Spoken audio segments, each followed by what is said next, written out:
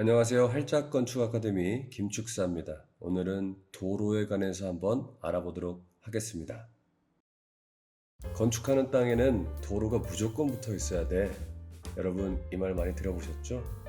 이 말만 듣고 중개사나 아는 지인을 통해 도로가 붙은 땅을 구매했는데 건축하기 약간 애매할 때가 있습니다.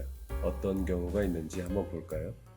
소개해준 땅을 갔더니 땅 옆에 도로가 지나가는 것을 보고 구매를 했는데 지적도에는 도로가 없을 때, 반대로 지적도상에서 도로가 있는 것을 확인하고 구매했는데 막상 현장을 가보니 도로가 없을 때, 이런 경우를 대비해서 지적도와 현황에 있는 도로가 일치하는지 최소 두 가지는 확인해야 합니다. 그래도 문제가 생길 때가 있습니다. 분명 지적도와 현장에 있는 도로를 확인했는데 지적 경계가 현황 도로와 맞지 않을 때입니다. 이는 눈으로는 확인하기 어려운 부분인데 현황 도로와 맞다고 생각했던 경계점을 측량을 통해서 확인해 보니 도로의 일부가 내 땅으로 들어오거나 아니면 아예 떨어져 있을 수도 있는 등 여러 가지 예상치 못한 부분들을 발견하게 됩니다. 하나의 예를 들었지만 비도시 지역, 개발이 되지 않는 지역은 아주 빈번하게 일어나는 일 중에 하나입니다. 이는 건축하기 전에는 대부분 경계를 어디쯤에 있겠지 하고 생각하다가 건축을 하기 위해서 기본적으로 경계점을 확인해야 하는데 확인해 보니 생각했던 경계선의 위치가 달라서 건축을 하는데도 변경이 필요하고 때로는 이웃 간의 분쟁이 일어나는 경우도 정말 많습니다. 국토정보공사에서는 지적재 조사라는 사업으로 맞지 않는 지적도와 국토의 정보를 일치시키는 작업을 하고 있습니다. 제가 살던 마을도 전체적으로 확인을 통해 땅을 정리해 준다고 하여 관심을 가지고 있습니다. 이런 점을 감안한다면 여러분이 땅을 구매할 때 계약 조건으로 지적도와 맞지 않는 부분에 대해서는 어떤 식으로 보상을 받는다는지 협의가 필요할 것으로 보입니다. 물론 매매자 입장에서는 좋아하진 않겠지만 모두가 피해를 보지 않는 것이 중요하니 짚고 넘어가야 할 사항입니다. 지금까지 설명처럼 지적도를 확인하고 현장을 확인하고 지적도와 현장이 일치하는지 체크해서 땅을 구매했다고 가정해 봅시다. 이제 집을 지으려고 하는데 땅과 면한 도로가 건축법상 도로여야 한다고 말합니다. 도로만 붙어 있으면 된다면서 이제는 건축법을 따집니다. 도로란 보행과 자동차 통행이 가능한 너비 4m 이상의 도로라고 건축법에서는 말하고 있습니다. 차량만 이동할 수 있는 자동차 전용 도로나 고속도로는 건축법상 도로로 볼 수 없고 보행자만 이용할 수 있는 보행자 전용 도로 또한 건축법상 도로로 볼 수 없습니다. 그렇다면 조금 전 땅을 알아볼 때 추가해야 할 사항이 자동차 통행과 보행이 가능한 4m 도로인지 확인하여 구매한다면 더욱더 좋을 것입니다. 그러나 모든 곳이 4m 도로일 리 없고 똑같은 환경은 더더욱 없습니다. 그리고 도로가 없더라도 만들 수 있는 방법은 있고 결국 돈이 관련되어 있으니 적합한 땅을 찾는 방법과 적합하지 않지만 적합하게 만들어서 이용하는 두 가지 방법이 있습니다. 적합하게 만들기 위한 방법으로 건축법상 도로로 인정받기 위해 일정 기준에 맞추어 땅의 일부를 내주기도 하는데요. 실무에서는 도로와 대지의 관계에서 무엇을 검토하는지 한번 알아보겠습니다.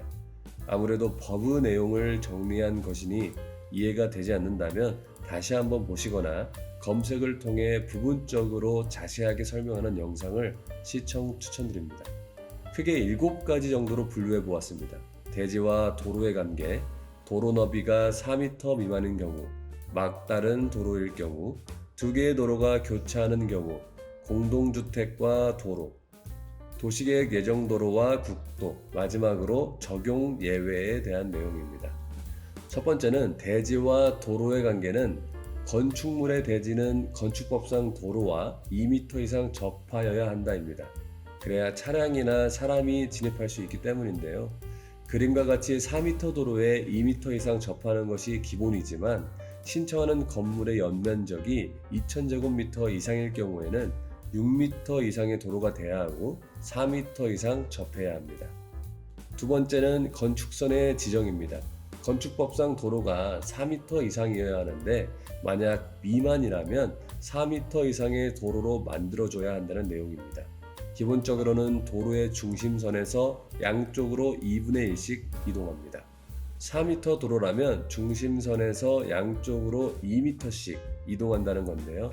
만약 도로 건너편에 있는 땅이 경사지거나 하천, 철도, 선로부지 등 이와 비슷한 땅이라면 건너편 도로 경계선에서 내 땅의 방향으로 4m를 확보해야 하기 때문에 더 많은 부분을 땅에서 제외하게 됩니다.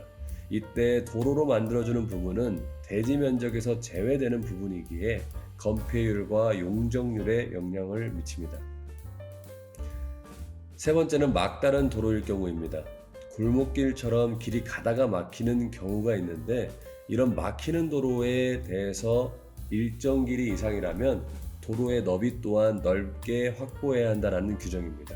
그림을 보시면 여러 대지가 있는데 어느 대지라도 막다른 도로의 길이가 내 땅 앞까지의 길이가 아니라 막다른 도로의 전체 길이라는 것을 전제로 도로 너비를 확보해야 합니다. 이는 각각의 대지가 건축 신청을 할 때마다 신청 대지에 면하는 도로 부분에 대해서만 확보하면서 추후에는 전체의 도로의 너비가 원하는 기준에 맞춰 확보된다라고 생각하시면 됩니다. 막다른 도로의 길이의 산정은 표시된 시작점에서부터 도로가 막히는 곳까지 중심선의 거리입니다.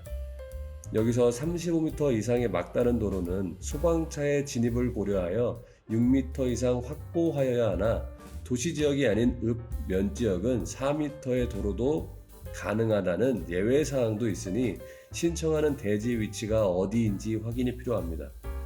네 번째는 두 개의 도로가 교차했을 경우입니다. 이는 8m 미만의 도로가 교차할 경우 운전자의 시야를 확보하기 위한 법이라고 생각하면 됩니다. 우리는 이를 가각전제라고 부르기도 합니다.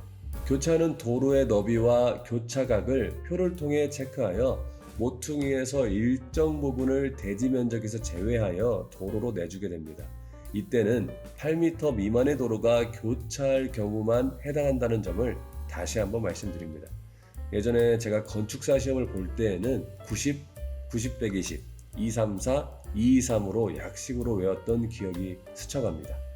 예를 들어 보겠습니다. 교차한 각이 90도이고 4m 도로와 6m 도로가 교차했으니 2m씩 후퇴하여 이 점을 이어준 삼각형 부분을 대지에서 제외합니다.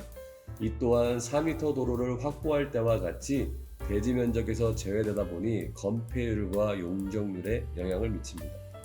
다섯 번째는 공동주택과 도로와의 관계인데 우리가 아파트나 이런 큰 규모의 일을 하는 경우를 설명하는 것은 조금 어려움이 있고 설명이 깊어지기에 짧게 30세대 이상 사업 승인을 얻는 공동주택일 경우 세대수와 대지 면적에 따라 도로의 너비와 접하는 길이를 규정한다 라는 정도만 아시면 좋을 것 같습니다. 여섯 번째는 도시계획 예정도로와 국도입니다. 내 땅으로 몇 미터 도로가 지나갈 예정이래 라는 말을 들어보셨을 겁니다. 이는 도시계획 시설 중에 예정도로를 지적도상에 표시해 놓는데 이때 내 땅에 도로가 없더라도 도시계획 예정도로가 접해 있다면 건축허가를 받을 수 있습니다. 예시와 같이 땅 일부에 도로선이 있다면 대지 면적에서 제외된다고 생각하시고 남은 면적에서 건축허가를 득할 수는 있으나 도시계획 예정도로가 공사가 완료되어 준공이 나야만 신청한 건축물도 준공이 날 수 있기에 예정도로가 있다고 허가를 받아놓고 도로가 준공이 나지 않아 건축물의 준공을 못 받는 경우도 있습니다. 그렇기에 이를 조심할 필요가 있습니다. 이번에는 국도입니다. 국도는 일반 도로와는 달리 국도관리청에서 별도로 관리하고 도로법에 의거하여 차량의 원활한 통행을 위해 국도에 면한 대지를 개발할 때에는 용도와 설치되는 주차 대수를 고려하여 가감속 차선을 만들게 되어 있습니다. 내 땅에서 가감속 차선을 만들면 좋겠지만 이런 경우에는 보통 남의 땅까지 간섭이 되어 만드는 것이 쉽지 않습니다. 건축 허가를 받기 위한 기준을 모두 충족했는데 가감속 차선을 설치할 수 없어서 허가를 받지 못하는 경우도 있습니다. 그렇기에 내 땅 앞에 지나가는 도로가 국도인지 그 외의 도로인지 확인할 필요도 있습니다. 이 정도 내용이라면 도로와 관련된 웬만한 내용은 다 알았다고 해도 좋습니다. 그런데 건축법에서는 지방처럼 면 단위의 도로에 대해 완화하는 규정들이 있습니다. 건축법 제3조 적용 예외라는 조항인데요. 지구단위계획구역 외 지역으로 동이나 읍이 아닌 지역은 제44조부터 47조까지 그리고 51조, 57조를 적용하지 아니한다라고 말하고 있습니다. 여기서 말한 제44조부터 47조에 관한 내용이 도로와 관련된 내용인데요. 4m 이상 도로가 2m 이상 접하지 않아도 되고 꼭 4m 도로로 확보할 필요가 없고 8m 미만의 도로가 교차했을 때 일정 부분을 후퇴하는 것도 안 해도 된다는 말이기도 합니다. 그러나 지자체 허가권자는 도로가 4m 도로가 아니더라도 차량과 사람의 통행이 가능할 정도는 돼야 허가를 내주고 있습니다. 또한 44조에 의거하면 도로가 없더라도 해당 건축물의 출입에 지장이 없거나 대통령령으로 정하는 광장, 공원, 유원지 등 건축행위가 금지되어 있는 공지가 있거나 하면 건축행위를 할 수 있기 때문에 무조건 도로가 있어야 한다고 볼 수도 없습니다. 그리고 지적도상 도로가 아니더라도 오랫동안 사용한 마을길 같은 경우에도 심의를 통한다면 인정받을 수 있기도 합니다. 어느 법이든 예외사항이 있지 않을까 생각한다면 풀리지 않을 것 같은 일도 방법을 찾게 될 테니 혹여나 잘못된 땅을 산 게 아닐까 생각되더라도 주변의 건축사 사무소나 지자체 공무원과의 상담을 통해서 꼭 해결하실 수 있을 것이라 믿으니 염려하지 마시길 바랍니다. 그럼 좋은 정보가 되셨기를 바라며 할짝건축 아카데미였습니다.